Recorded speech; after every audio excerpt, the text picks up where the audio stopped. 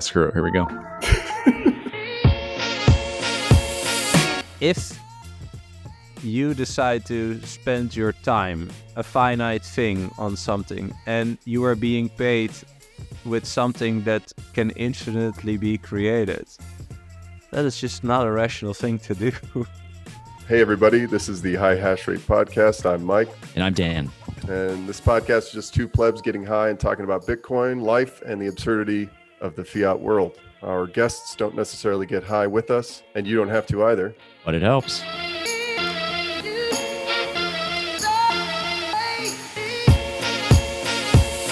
Yo, welcome back to High Hash Rate. It is a beautiful mid-70s, 20 degrees Celsius, depending on how you measure, day here in the Midwest. But I am in the studio talking Bitcoin because there's nothing I'd rather be doing.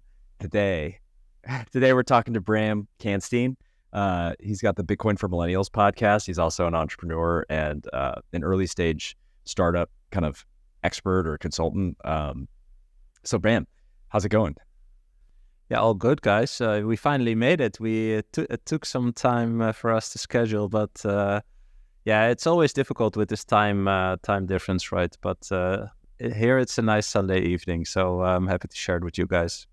Great. Yeah, last episode we recorded was with Cedric Youngelman, and we had probably attempted that episode 4 or 5 times before we finally got him on the recording. So similar story here, but yeah, great, man. So first thing I want to know is, how was Bitcoin Atlantis? I was watching from social media, very jealous of all the pictures, all the videos, all the speakers. It seemed like a pretty good turnout, but like also intimate enough where you were probably able to meet and have some great discussions with some great Bitcoiners. Pretty jealous about that.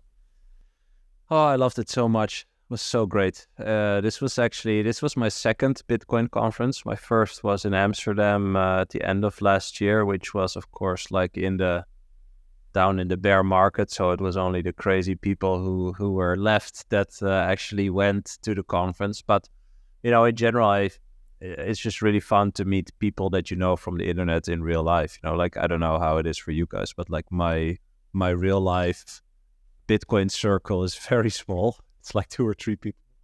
And like online, it's hundreds, thousands of people, right, that you communicate with. So when you go to a conference, and especially when you fly to an island to go to a conference, it's, man, that the energy, I don't know if you saw Jack Mallers' talk that was shared. Yeah. That was like the opening talk.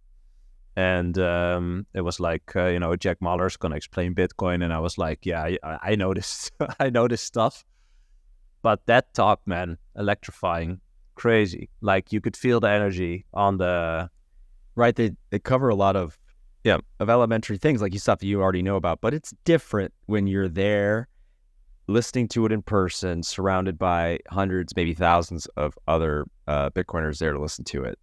It's almost like, I hate to use this analogy, but it's almost like a religious service, a church service, where it's like, you're hearing the same thing over and over again. 100%. But, yeah. So you know the stuff, but I think Jack's talk was really good. Like, I would implore anyone to look at it, because for me, even after 10 years in Bitcoin, this was probably, and I tweeted this out, like, this is probably the best explainer on Bitcoin I've ever seen. Top 3, definitely, probably the best, actually. And just being there and hearing that and really feeling that, there's other people that understand or are interested in the same thing that you are interested in. I mean, I had that same experience actually in Amsterdam. When I arrived, I walked into a presentation of Rational Root, and I was just looking around, and I was like, wow, all these people are into the same thing as me. Seriously, like, first time ever. Like, it's so different than when you meet people like this online, or you interact on Twitter like that there's real people who are interested in the same thing. It's just mind-blowing. And then in Madeira, like you said, it was really intimate. I think they sold like 2,500 tickets or something, also lots of locals. And it was like in the stadium, like in the stadium. It looked like a unique venue. But it was super intimate. Like, you could talk to all the speakers. I met everyone who had been on my podcast. Wow. I think Jeff Booth spent like 2 hours just on the outside boardwalk just talking to random people, like also approachable. And like as you mentioned, like my background is like in tech and startups, and if you go to conferences like that, there's no way you talk to the speakers like that. Sure. Like it's not an intimate gathering, and the cult kind of like feeling, which I love to use the word cult, actually. Good. Okay, good. I do too, but it's like, No, I love it. By episode I love that it way. because everyone is so triggered by it. But you just like, everyone is into the same thing, and it doesn't matter where you come from, how old you are, what your background is, what you look like. Like all these things are so irrelevant in Bitcoin. And you said this is what, your second podcast, or not your podcast, your second conference? Yeah. Okay, so I've been to multiple conferences, right? And they all have a semblance or an element of what we talked about, and they're great. But there's something about, so this is maybe probably not the same today, but early on going to Bitcoin Beach in El Salvador, where, like I said, we brought this up multiple times, but where I met Mike, something about that, there was like this difficulty to get down there. It's not like New York City or Amsterdam even. It's even to get to Madeira, you got to fly to Europe, and then you got to catch a flight to the island, and it's harder to get there. It's a smaller, intimate feeling, and just being there, it has this different feeling of where everybody, like you said, everybody is closer. You're able to speak to all of the major speakers like Jack and Jeff Booth and guys like that. And I think that I want to find more conferences and more meetups and get-togethers with that kind of setup, where it's kind of a difficulty to get to, and it just makes it feel more magical when you're there. Yeah. It also felt for me a bit like this could have been a conference that would have been held like, I don't know, 6 years ago or something. Sure. Like that's interesting. small, with that many people that others follow to hear their thoughts, etc. Like it really felt like that. It really felt like despite the subject, it felt like an early conference for whatever the subject would be, right? And Well, that we're was just still so early, cool. so Yeah, we're still well, early. definitely, yeah. But also, I went alone, and I spent 4 days with 2-3 other guys, and we just talked about everything, like not about the weather, but like just only deep stuff and big ideas, and just challenging each other was just so fun to see how, it's a certain type of, I think, thinkers or certain type of people that are attracted to Bitcoin, Yeah. It had, well, from the pictures, it had this feeling of maybe like an elite or like a celebrity gathering. Like I don't think I've seen another conference that I was so sort of drawn to. Like, oh man, I want to. This person's meeting that person, and this person's here, and oh my gosh, it feels like almost like a can in a way. Like you had like the lightning guys, like or something. Yeah, you had like the lightning guys like Jack Mahler's hanging out with like Pablo and the guys from Noster and Tank. And it was like, oh shoot, like what's going to be the collaboration that comes out of that? Yeah. No, it definitely felt like that. Also the roster, I think, crazy. And actually the last day, which I loved, there was like a huge fireside chat with, I think, Jeff Booth, Preston, Pish, James Lavish, and Lynn Alden. And anyone in the stadium could ask them a question. And they did it for like 90 minutes or almost 2 hours, I think. It was just like an impromptu thing, and awesome. Anyone could just ask a question. And I mean, like that, I've done a lot of like these company workshops, for idea validation and stuff like that. And you can share like information, but the discussion is always the most interesting, because you also learn from how people ask a question, right? And you can question yourself, like, hey, where did that question come from? And then you can listen to the answer. And so it was just really cool to see like a session like that with 2,000 people and these 4 panelists, and any question, like noob questions, pro questions, like anything, everything across the board, basically. Kind of like how Clubhouse or Twitter Spaces, like the ultimate version of that, except for instead of online on Twitter, you're in this beautiful, like, I don't know, is that volcanic island setup? Yeah, it was super fun. So I would implore anyone to go to a Bitcoin conference. You can even go alone. You'll make friends on day one. Yeah. How many podcast interviews did you line up out there? I think five-ish. Nice. Wow. Yeah, something Well, like that that. Yeah. Yeah, that kind of gets me into the next question, which is like, what for our listeners, can you share kind of your Bitcoin story? You come from like a tech startup background. How did you, or what were you working on before? And like, what has been your evolution since you discovered Bitcoin? Yeah. So I've always been into like computers and digital products, like digital companies. So, and well, later I found out they are called startups, right? But in the beginning, it was always about, yeah, I love to see what people are spending their time on, basically. So when I just mentioned the word ideas, like ideas for me are that's been like one of the main topics in my life, I think, and eventually also in my career. Like I love to understand where people's ideas came from and see if I can dissect them to one, maybe learn from myself, right? I always see that as inspiration. But I think second, and that's also what eventually became a big part of like my career, is to help people dissect it for themselves. Like, where did this come from? What are your assumptions? Why do you think this is a good idea? When would you decide to actually pursue it, right? Like spend more time, money, and energy on it. And especially in like the business space, like lots of people have ideas, but I believe that ideas, just float around in the universe, and sometimes they come to you, right? And of course, everyone falls in love with their own ideas, but most ideas suck, which is fine. But once you realize that, you also realize that you have work to do when you think you have a great idea, right? You have work to do to basically protect yourself from wasting time, money, and energy on the wrong idea. So you have to validate your ideas in a certain way up until a certain point in order to really decide, if you wanna pursue something. And so I've been on like the edge of business strategy, product development for the past 10 years in lots of different roles. So from an investor side to I worked for Product Hunt, had my own growth marketing agency, failed at lots of my own ideas, also sold a few. And now I'm currently in this transition phase, basically, where I do consult like a few days a week. And the rest of my days are filled with building this Bitcoin focused podcast, which I started 6 months ago. And my goal is to just, I want to transition fully into Bitcoin. And I think just over 6 months ago, so just before starting the podcast, I just realized, like, I've been in this for so long. Like, I know what this is. I know where this is going. Like, why am I not spending my life on this, basically? Right. I think it was Bob Burnett. I saw him, Boomer BTC, love that name. I saw him in a podcast. I think it was in the Bitcoin Matrix, actually, with Cedric Youngelman.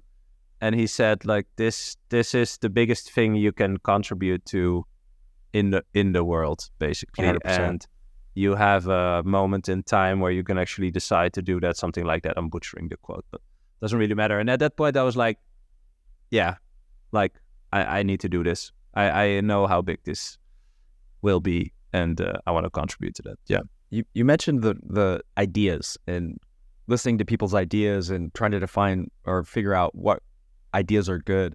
And that's really kind of the basis, looking back on this podcast too, and the way that we kind of handle our social media. We've made a lot of jokes, and we kind of focused on the idea of memes early on, and we still do. But the more I think about it, especially when I've been really, really high, which is what I like to do at night, listen to podcasts and go for walks, I like to think big picture, is that memes are kind of the quickest like MVP of an idea that you can put out there for people and connect. And you can you can think you have a great idea for a meme, for example. You put it out, nobody likes it, nobody shares it, or you put something out there and it just takes off. And you kind of follow that feedback and you put out similar types of memes or ideas, and they just start to take off. It's that you're finding your audience. You're finding people who like your ideas, like the idea you're sharing, and you're kind of building this prototype of what kind of content can I create, what kind of product can I create, and who am I speaking to, and how am I trying to sell that to them? And it just kind of grows from there. And I think that one of the most important skills that somebody can have in the next, in the future, the next few decades, is the ability to just constantly come up with new ideas and be critical of their own ideas, be critical of others' ideas. And so I'm wondering how has your understanding evolved in this? Like, have you figured out where your source of inspiration comes from for new ideas? How have you learned to be more critical of your own ideas and not to just fall in love with them and spend too much time on them? That's a really good question. I think I also fall in love with my own ideas. Like everyone has that, right? But it's just the kind of like mental model that I adopted is there's an infinite amount of ideas, right? So it is a numbers game per definition, right? And an idea can come to you at any moment. It's also, I don't know who said that, but I think it's proven that like, if you don't pick up on the idea, like I see the ideas as like a radio signal, right? And, we can go into this, but your head is like an antenna, right? And then you get this idea, like if you don't act upon the idea, it will also be gone. Well, especially when you're high, that, you can go in all these directions, but then when it's gone, it's really gone, right? And so if you don't write it down, that's one, I think.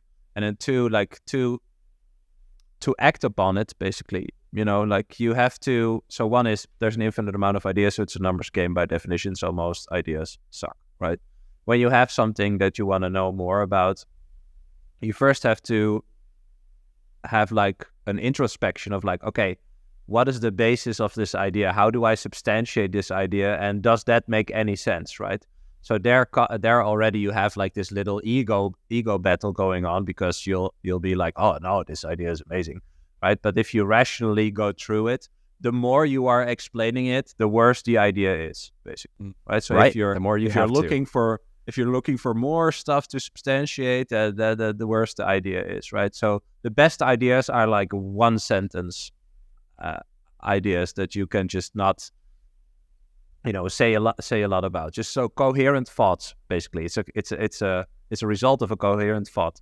Some people they've complained in the past about Twitter, right? The character limit and how that is destructive or bad for public discourse. But at the same time, just kind of like what you said, being able or being forced to constrain your idea to 140, 240 characters has been really a big deal. I mean, it's really trained people to communicate or figure out if the idea is good, and can you communicate it in a tweet? Can you communicate it in a meme? Because if you can't, it's probably not that good of an idea. But also, when you come up with a new idea, almost immediately a timer starts, a countdown starts, because either you will forget it, or once you've had that idea, if you're the first person in the world ever in history to have that idea, well, the countdown starts, but you're probably not the first person either. Yes. So if you've had that thought, somebody else has had that idea and they might be working on it. And if they aren't working on it, or if they are, you've got to start deciding if this is worth working on, this is worth building, this is worth spending my time, my money, my energy on, or researching to find out if you should just go join somebody else's idea because theirs is much more evolved, or can even compete with them? You know what I mean? Like, how do you battle that? Because it's almost like this insecurity, like, oh, I just had a great idea. Somebody else is going to have this great idea and they might beat me to market. Yeah. Well, one, I think you should always share your ideas, but yes, sure. What you just said illustrates a big point I have. Like, it's all individual challenge, right? So if us three have the same idea individually and we would do the exact same things to try and validate it, and we would gather the same information, we would still judge it differently. Because we are all our own individual, and we have certain risk appetite, or maybe certain budget, or certain time, or certain interest, whatever, right? So even if we would do the exact same things, we would still end up at a different place. Like our decision about like if we should pursue this idea or not. And I think that challenge, actually, the fact that I've been in that really helped me also get Bitcoin more, right? Because if you start from the point, okay, an idea is random, it probably sucks, I need to challenge myself, so I have to have like an introspective exercise, basically, agree to the fact that I know that I don't know everything, and to decide like, okay, with the information that I do have, how do I move forward, basically? And how do I constrain myself? I love that you said that. How do I constrain myself in these little steps so I can also quit on time, right? If I get to the understanding that this idea probably sucks. Because the worst thing you can do is to spend time, money, and energy on the wrong idea. Like I talk to so many people who spend tens, hundreds of thousands on ideas, and then after 3 years they realize that if they thought about it like 1 hour longer at the very beginning, they wouldn't have even pursued it, right? And that is, I think, the challenge, that you can kill your darlings, right? That's like this technique. Right? I don't mean the technique, but like that you do that early, and that also when you have a certain idea that you don't want to pursue, you should still write it down to see if someone else does it, and then if someone else does it, study it, right? Like, okay, what did they do? Is that something I would have done or would have been able to, for example? And I think that's when you can start stacking up like these, whether or not you acted on the decision that something was valuable or not, you can still keep a scorecard for yourself to see if your intuition or your gut feeling also was right. Like if was this a rational thought, yes or no? And that can take some time to figure that out, but I think that's kind of like the training in essence. If you can keep doing that, then you can also trust your mind more, in a sense. Something that we kind of talked about this a little bit before we started recording about the power of smoking weed and having ideas and thinking and having big ideas. And it kind of, you can broaden that to more to psychedelics in general. It's something I've learned as a connoisseur of sorts of the psychedelic substances is ego, right? Once you kind of get past your personal ego, you kind of, at least personally, I have learned that the importance of me personally having the best ideas that's not the right way to look at it, right? Like everybody is capable of having really good ideas. It really doesn't matter so much that it comes from you, because even though everybody can have great ideas, not everybody can execute on them. Not everybody can recognize them. So as you're coming from this early startup kind of experience, this tech world, this background, it's the importance of recognizing good ideas and then helping either figuring out a way for yourself or helping others to build a framework around executing on those ideas.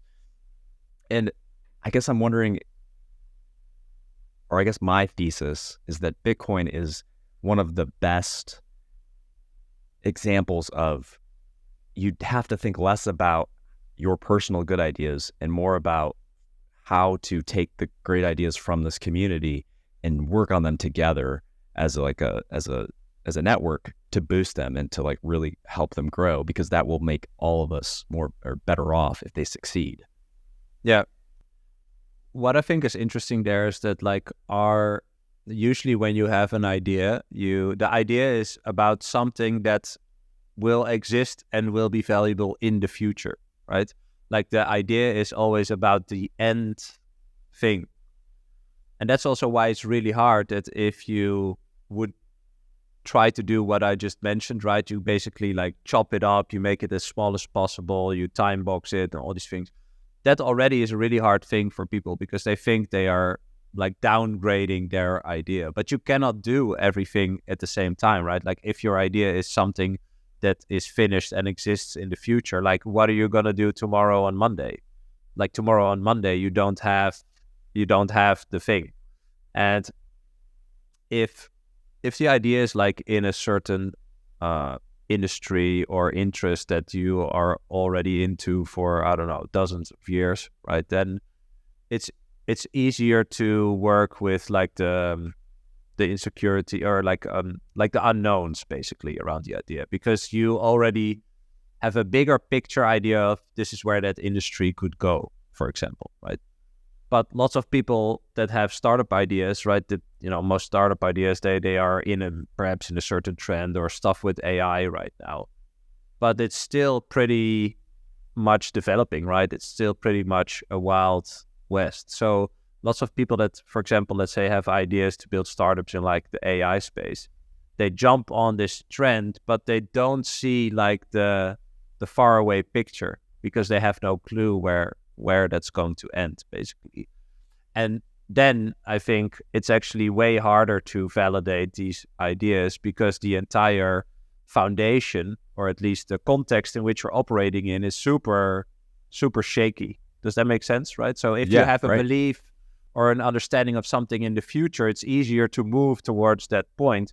But if you're operating in a context that is still very much developing, I always call it like Wild West, right? Like everyone has ideas and everyone is trying stuff. Then there's also more information, right? That could distract you, more competitors and all these things. And it is way harder to really think for yourself, basically.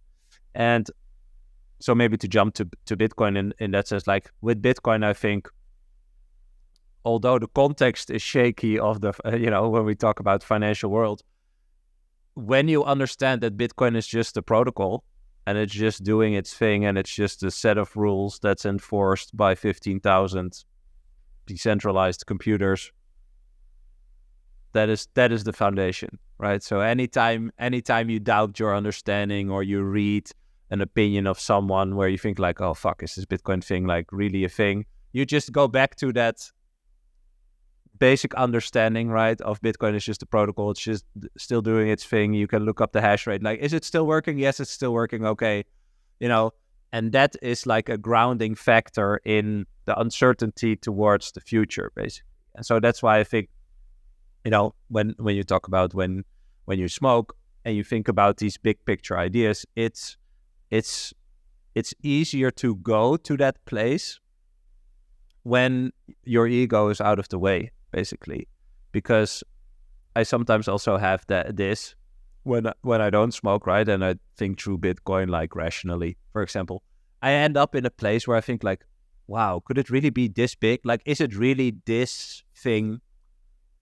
And then the next second, it's my ego talking. No, it could be this thing. Like, it's just a random thought, like something like that, right? Like not actively, but more like it's easier to doubt yourself, basically.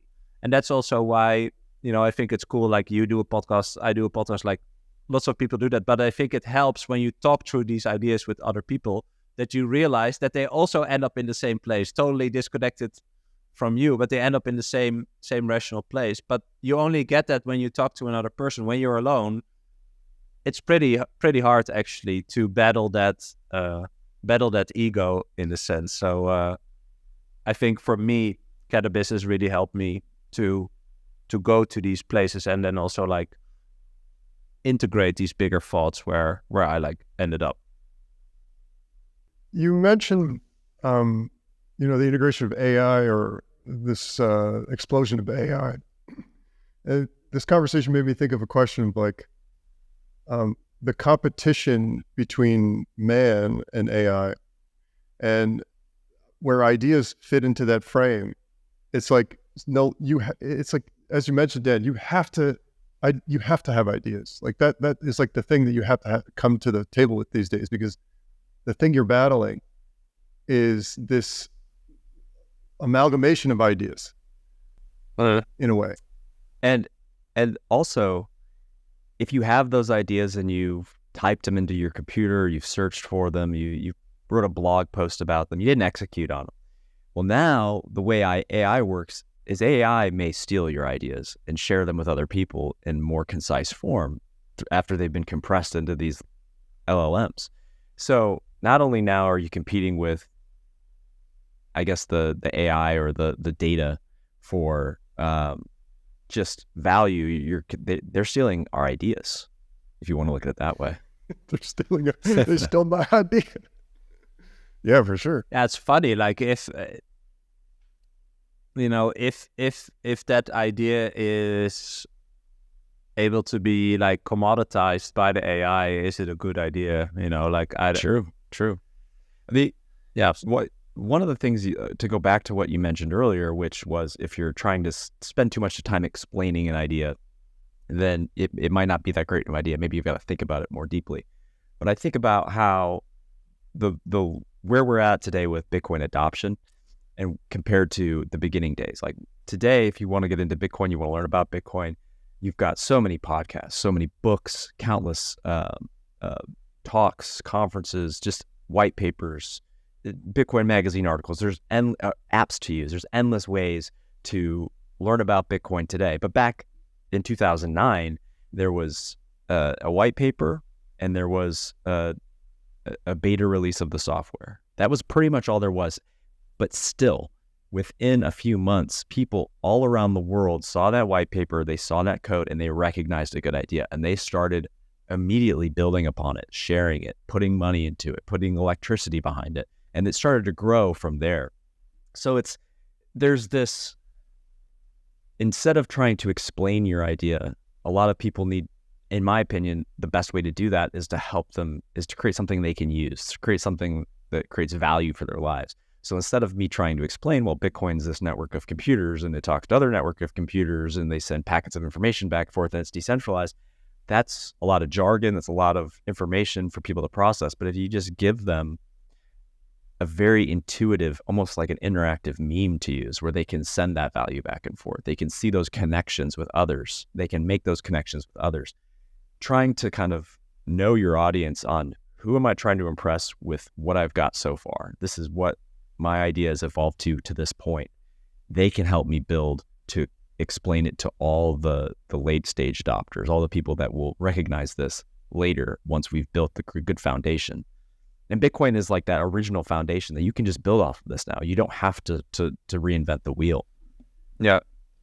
Well, and it's also, I think the same mechanism is at play when you think about startups, right? So what I just said to extend on that, when I have an idea and I did some research, let's say I still think it's a good idea, I still have a problem because I need to understand if the people who I think will want this idea actually want this idea, right?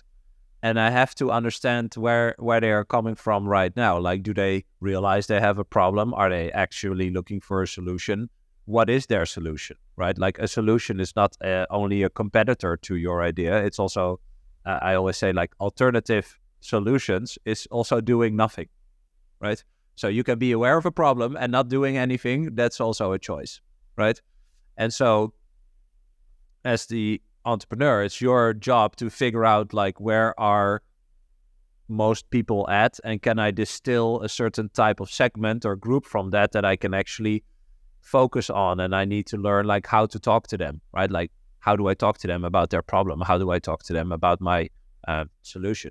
And I only have one goal, not for them to use my solution, but for them to understand that I understand them, basically, right? Because only then we can start build a relationship, because if I ship them my first version of my product, probably some stuff still doesn't work and I don't want them to run away, right? So we built a relationship on the understanding of me understanding or them understanding that I understand their problem, basically. And to bridge that to Bitcoin, I think what is interesting with Bitcoin is it's a really big idea, for one, with lots of dimensions. And that is also, I think, why it's so hard to understand, right? Like, or also to explain, basically, because us three ended up in the same place, but through all these different roads, right? Like I could not backtrack my journey up until now, like specifically, right? Like what type of content helped me, or what type of thinking, moments of thinking or moments of clarity helped me to eventually get to this. Like I sometimes hear myself say things on my podcast or tweet things out where I think like, wow, 2 years ago, I would have looked at myself like you're crazy. But now I am at this understanding, right? And if we want more people to understand this thing, it's our job, basically, right? So I don't like it when people say like, oh, it's inevitable, it's going to happen. Like, no, it's not. It's not. You know, most people are not even aware of the problem that they are having, right? So that's one. Yeah. That's one. That's really step one, understanding the problem you have. Yeah. That to emphasize what you said, I also cannot go back and retrace my exact journey, but what I can say is that what really connected it and what really sent me down the rabbit hole, so to speak, was listening to people who I identified with, who I already thought got me, who understood my way of looking at the world. They understood my concerns. And once those people started speaking to me, you know, whether it was through podcasts or direct conversation about Bitcoin, that's when I really started to listen. Because I don't think that there's anybody in the world at this point today that doesn't understand that the money's broken and that there's the fiat, the central banking system is not working out for them unless they're billionaires. But going to somebody and giving them a 2,000-year summary of what money is, their definition of money is, and why the current money doesn't fit that definition, it's broken, that doesn't solve my problem. You got to solve my problem. Because Bitcoin, this is going up over time, but I got to be able to buy my groceries tomorrow. Like, you got to solve my problem today. And I think that understanding, instead of just telling people like, hey, this is the best thing, explaining how it can fix their individual problems from their perspectives and their context. Yeah. Well, you're trying to you're trying to upload an entire 4 years of studying in like a 30-second conversation. It's like, right. That's a failure. That's a fucking impossible to do. Yeah. Anyway. But it's also a question again to yourself. Why do you understand this? How do you understand this? How did you integrate this into whatever represents your understanding of this thing? Right? Like, it's so personal. Like that is what really has stuck out to me. The understanding of Bitcoin is such a personal journey. It's not a. We could make a textbook and send that to people, you know, like in high school. That's not going to work. It's just not going to work. It's because this is such an overarching, like multi-dimensional thing. It's just it basically changes your whole worldview. Basically changes how, especially in the West, I think, how you were raised, how you look at economy or not look at economy, basically, and not look at what is money and all these things. You know, all your trust in government and stuff like that. You know, you never had to even question this because your life was so easy in the Western world again, right? Although everyone has, personal challenges, etc. Like I acknowledge that, but easy life, super easy life. You never had to question anything. And so that is why this is so hard, because once you do see that, you cannot unsee it. And that's also why it's so hard to explain to other people, like especially people that you love or known for a long time, right? Where you think like, damn, like, can't you just see this too? But the answer is no. So right. The more, it's just the more you learn. I was just going to say that's another sort of Matrix quote right there. It's, unfortunately, I can't explain what the Matrix is to you. You have to see it for yourself. Yeah. But this is really the Matrix. Like, I think it is the Matrix, because once you understand that the money is working against you and you're being debased and you're working like 1.5 days a week to pay your government who doesn't care that you are your individual that you care about, you can still decide to ignore that. And then you live in the Matrix. That is, and like, I do see it as the Matrix in that sense. So if you willingly ignore it, right? And then just mention psychedelics, right? Like my psychedelic experience is like, you have to accept it and then you go, right? If you hold it on tight, it will leave. If you chase it, it will also run away, right? So it's about acceptance. Mm-hmm. And so if you see this, if you see what the Matrix is constructed of and you consciously decide to ignore it, that will not lead to a nice life. The acceptance is the easier step. It's the more scary step, but it is the easier step because it will give you so much clarity that you don't pay attention to all this nonsense bullshit that people that don't see it pay attention to, right? And so that is just also that for me, like, is one of the things I find really fascinating. And if I look at my own journey, it's really that, like, yeah, okay, this is not a nice conclusion, but I cannot change it. It is what it is. Like, once you consciously decide to actually deal with it, yeah, so much stuff clears from your mind, basically. When you hold on and you refuse to accept it during the psychedelic trip, that's when you have a bad trip. That's when you have that piercing anxiety. And what you kind of start to realize is that when you're doing that in your day-to-day life when you're refusing to accept reality. It's like this less acute, less severe bad trip, but it's your life is just not as enriched and as full as it could be. Dude, it's ultimate anxiety, because Yes, once you that is realize that there's so many other people that don't care that you are you, that have control over things in your life. Once you really realize that, and you don't want to do anything about it, that's when you live in like perpetual anxiety, because like no one is coming to save you, and that's not a nice conclusion, you know. I spent most of my 20s with higher anxiety than normal, and accepting what you just said is how I've come to where I'm at in my mid 30s, where my anxiety is very low. It's still there. I mean, there's still some anxiety, right? But like you accept reality, you accept that life is it's short, and that you've only got so much time, and that there's consequences, but you got to keep pushing through.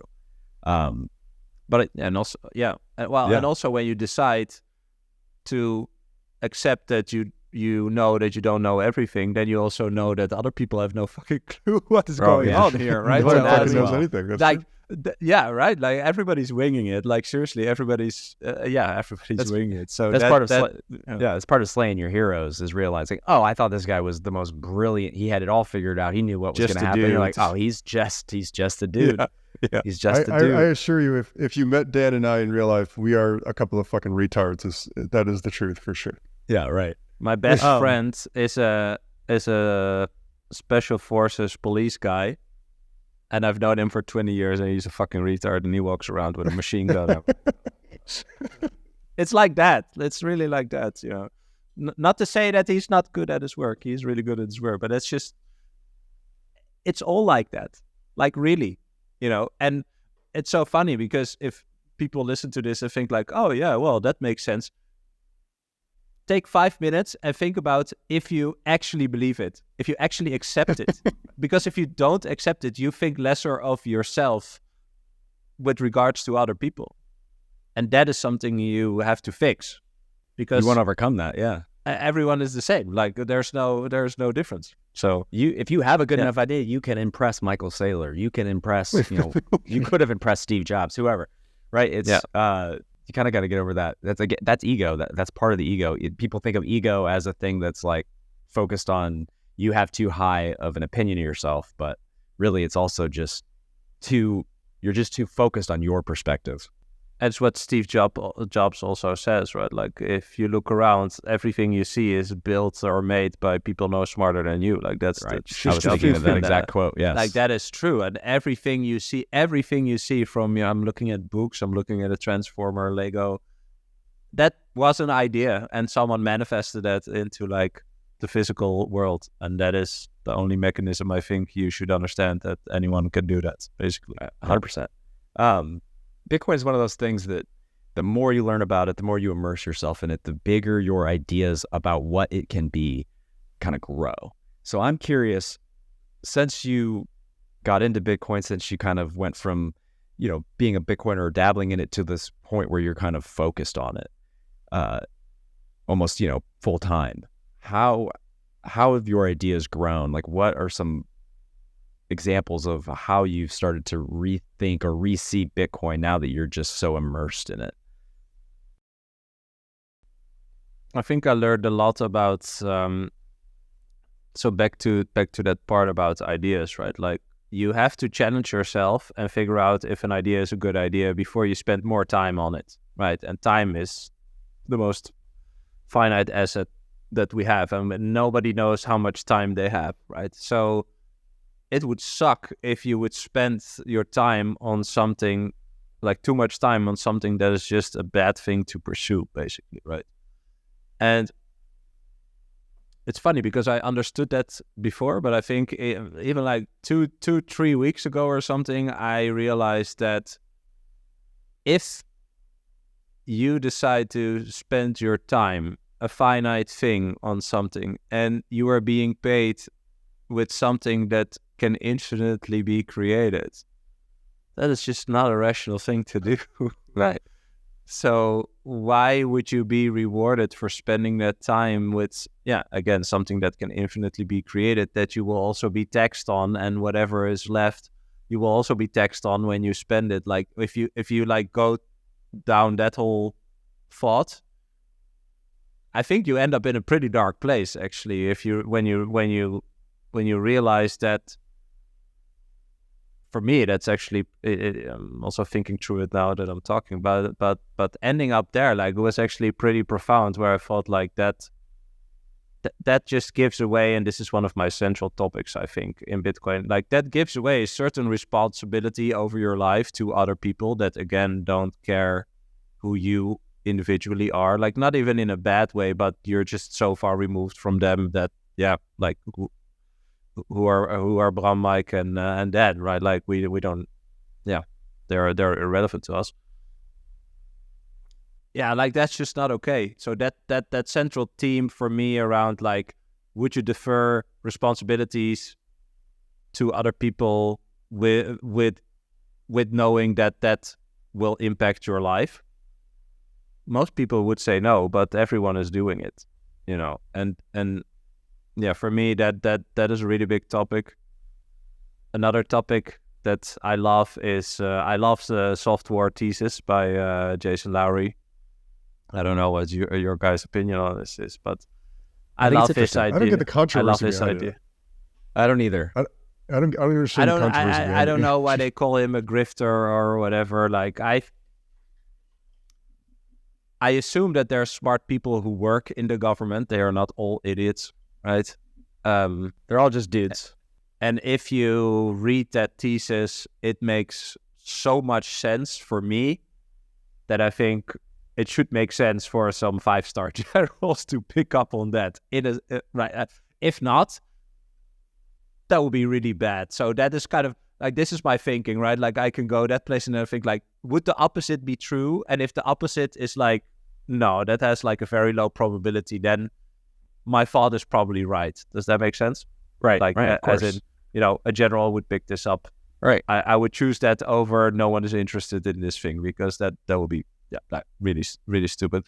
If the Pentagon, if the most powerful militaries in the world are not thinking about Bitcoin, at least understanding it at the level that Jason's trying to explain it, or that some of us are thinking about it, we are screwed. Like, that's exactly what we consider to be our defense, yes. right? What you said, like, we are deferring our defense to these organizations, these institutions. They had better at least understand proof of work. Exactly, yeah. So that thesis, and it's funny because I once tweeted it to Jason, and he liked my tweet. But what I loved was that what I said was, what I love about this thesis is that if you agree that war is in essence perpetual, as in the power projection between people will always be there, right? Because that's also in nature. That's basically what he explains in the book, right? So there will always be fights over territory, over resources, power, ego, whatever. Like, it doesn't actually really matter, but power projection between people, nations, etc., will always be there. That can be something really destructive, as we're seeing in lots of places around the world, right? But if we follow the idea of software, right, where countries will compete in computing power, and the incentive, if you want to create more computing power, you have a really big incentive to get cheap or free energy from some place to power that computing power, basically. And so our hunger for war and power projection will lead us to make the earth a greener place. I love that thought. Like, that is just, yeah, I love that. And sorry to add to that, it shows that it's one of those things in Bitcoin where it plays into a certain type of human tendencies, like the greed, for example, like BlackRock getting into Bitcoin. That's greed driven first, right? They want to make fees. They see this as a thing, but you know that they know what this is as well. They figured this out 100%, right? The fact that they are getting into this, like they're pulling in the Trojan horse consciously. I love that. Like, I love that they are doing it consciously because they are greedy, but they don't understand that this will be the thing that blows it all up. And so the same for the software thesis, like, oh yeah, I can do this to project my power, etc. But we're fixing the world at the same time that we're waging war that we cannot deny, right? Like I love those things about Bitcoin. What I like about Bitcoin from that perspective is that I think you're naive if you don't admit that people originally first get in for the number go up. It is that part of that is that greed. Everybody's got a greedy tendency. And so Bitcoin is like this way that it's like a honeypot to get everybody to focus their greedy tendencies, but on a level playing field that's fair for all, that is transparent. Like if you're going to be greedy or if you're going to project power, you're going to do it in a way that everybody else in the network can see, maybe not see you personally are the one doing it, but they can see that it is being projected. They see that activity is happening and that they can't game the system. So if the world, if BlackRock, if Wall Street, if Russia, if the United States government, if all these entities are putting all of this time, energy, and resources towards Bitcoin, well, at least now we're all putting our energy towards a level playing field, and there's far less people that will be left behind if they choose to participate as well. Yeah, and they want to use it to, I don't want to say game it, but they want to play it, basically, right? But the fun thing, again, about Bitcoin, I think, is that eventually you will come to realize that Bitcoin has a right to exist because we are also corrupt. We are super corruptible, right? That's the whole point of Bitcoin, is that it helps us to fight that tendency, being corruptible, right? Like anyone who participates in a system that would be, open to be corrupted, they will take advantage of it, whether they, would want to say like, oh no, I would never do that. Like, yes, you would. Like everyone would, right? And that's the point. And again, something of acceptance, right? Like once you accept that, you will also understand that we need a way to exchange value that is incorruptible, so that when we all participate in this incorruptible thing, it's a fair game. Yes, and currently 100%. It is not a fair game. Right? And everybody's first cycle, I mean, not even everybody, some people don't learn very quickly. Everybody's first cycle, they're like, I'm smarter than this. I can trade it. I can trade the shit coins. I can do all this stuff. For sure. And they eventually learn. And the hodlers, the people with the most experience, they sit back and they say, oh, here comes BlackRock. Wall Street's going to play their games and they are going to strike out and they're going to lose money if they don't just follow the right incentives and the right way of using this. And it's every 4 years you get to watch it. You get to watch new people come in with their clever ideas, and you say, all right, what's the quote from the Fight Club? He's like, how's that working out for you, being clever? Dude, I mean, we are at 6. I was just looking at it. It's unfortunate. It's we're at the all-time high. It's 69442, and just shy of 420. Do you feel anything? I don't feel anything. No one feels anything. Yeah, that's How true. chill are Euphoria we? Is definitely what the hell? Like we are crabbing for a week above all-time high, and it's nothing. Like nothing. I'm getting these texts like, "Oh, you must be so happy." Oh, but I was like, I don't. I'm bored. There's nothing going on. 100K or bust. Like that's the thing, and also maybe fun to tie back to validating ideas and stuff. For me, $100,000 is my mental barrier this my last thing I need to believe. Is once we hit 100K, it's going to be 1 million and 10 million. Like that is my last kind of like understanding / conviction thing. Like the 100K seemed so far away, seemed such a ridiculous thought, right? And I don't know. Again, I don't know where I put that as like the last thing to that I need to see before I like really accept this thing.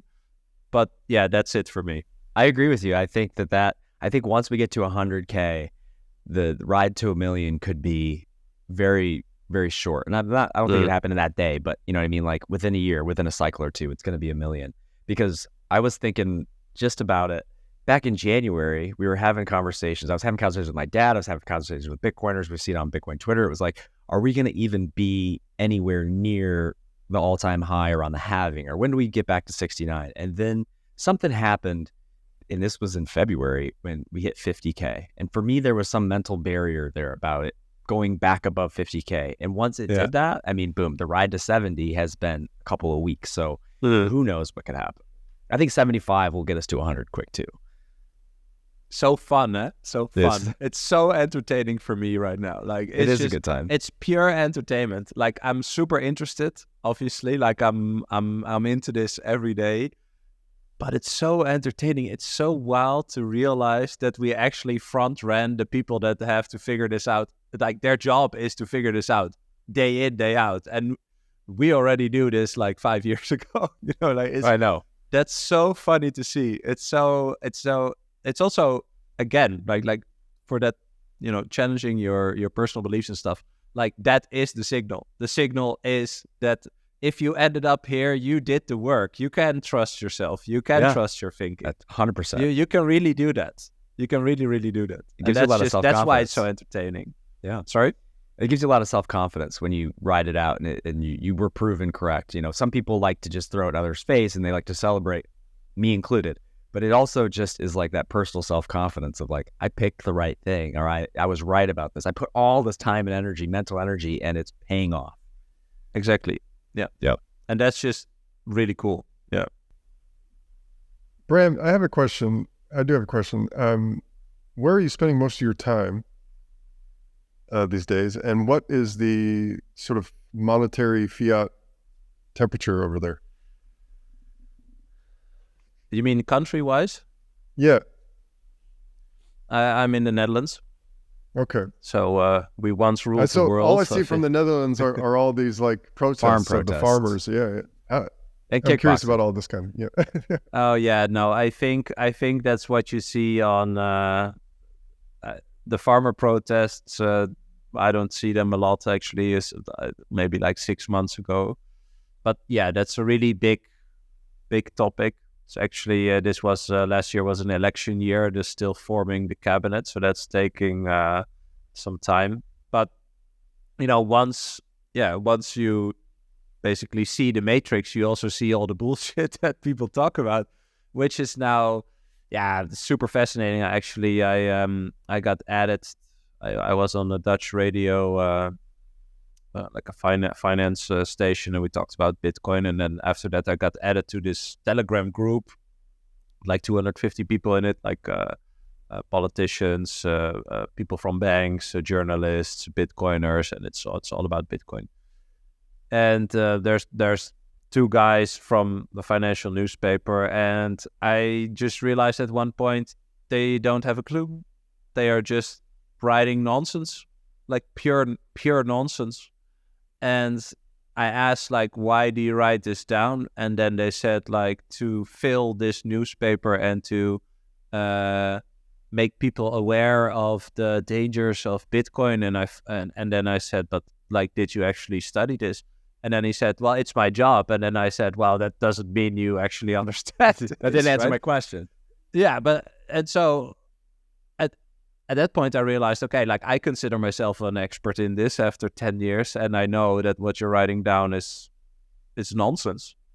So what else is nonsense? You know, what else that I write is nonsense? Like what? Like if you still think like everyone is just a random other person. Yeah. You know, and people are corruptible. There's something called Gell-Man amnesia effect that you just described, right? Where so if you know something very well, like Bitcoin's a great example, and you read the newspaper and you just see how full of just counterfactuals or just pure nonsense that an article, and then you go out and you read the rest of the newspaper and you read it as if the rest of the newspaper isn't filled with just as much bullshit as what you just read. Yes. And that's called Gell-Man amnesia effect. And I think people are kind of waking up to this as the more they know about thing. Yeah. It's the same thing. Like, do you want to accept that is the case or not? Right. And it's at scary that point, to accept. When you read through the rest of the newspaper, you're not really ready to, like, you know, give yourself that shock, basically. But yeah, I do think that's what's happening. And maybe it's also because I feel that more, that I see that other people are feeling that more, in a sense, right? But I don't know, you can only lie that much to people or tell them nonsense until they start figuring it out, right? Like, although I'm in Western Europe, I do look a lot at like American politics and stuff. And when I sometimes see like clips from, I don't know what her name is, but like the Elizabeth woman Warren. who's always at the White House press conference, the African American woman. Oh I don't know yeah, her name. I don't remember her name, but she's the press. Yeah, the Oh press my secretary. God! Like sometimes I hear her say things, and I think like, wow, I genuinely think like, wow, you hate other people. You think they are retarded. Like really, like I don't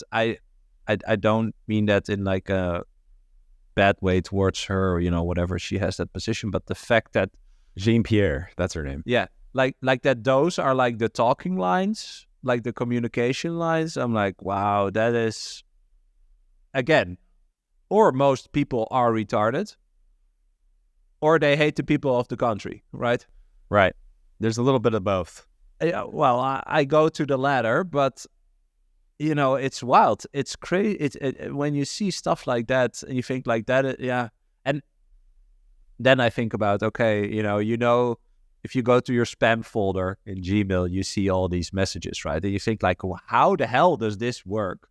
The fact that you're still getting them shows you it still works. There's still people thinking there's a Nigerian prince or someone from Iraq that will give them $50 million after they sent them $50,000. Yeah, right. Like, people still believe it. And that is also why we still see these communication lies. Like, in some way, enough people still swallow this. They still accept this. Or they don't care. One of the two.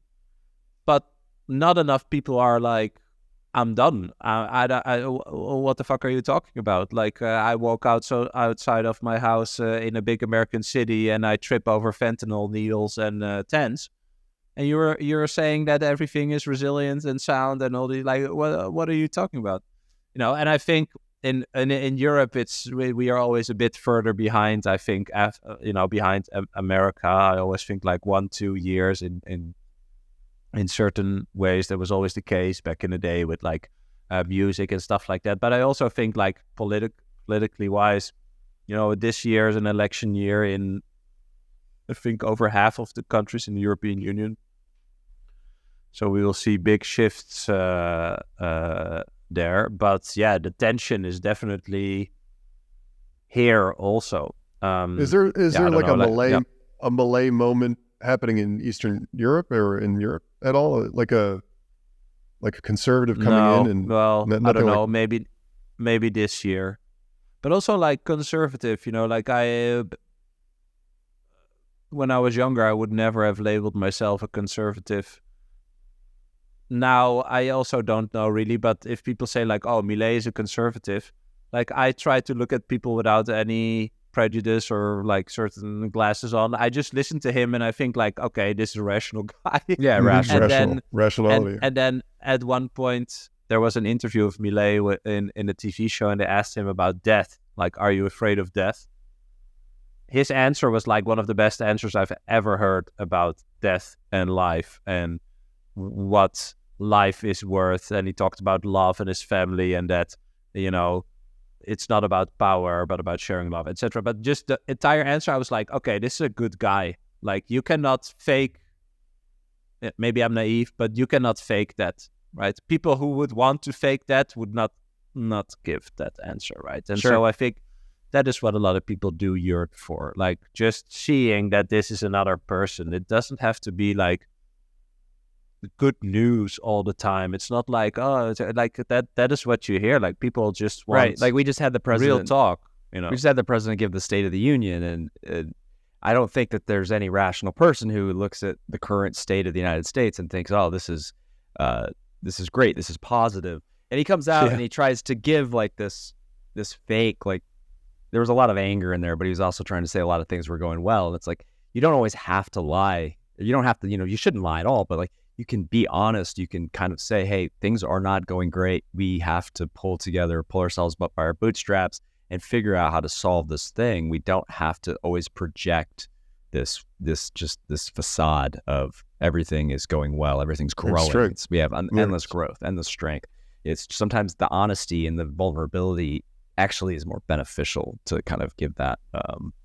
Yeah. But enough people are still accepting it, so it's still sure, exactly. So it's still still what it is. Yeah. We mentioned the price. So we're hitting this bull market, but as we kind of wind this episode down a little bit, I just wanted to give you an opportunity to talk about Bitcoin for Millennials, your podcast, and kind of what you're working on going forward here, and like what people can do to like collaborate with you, or to maybe get some of your consulting or some of your expertise on they're looking to start their own Bitcoin, startup or tech startup in general. Yeah, thanks.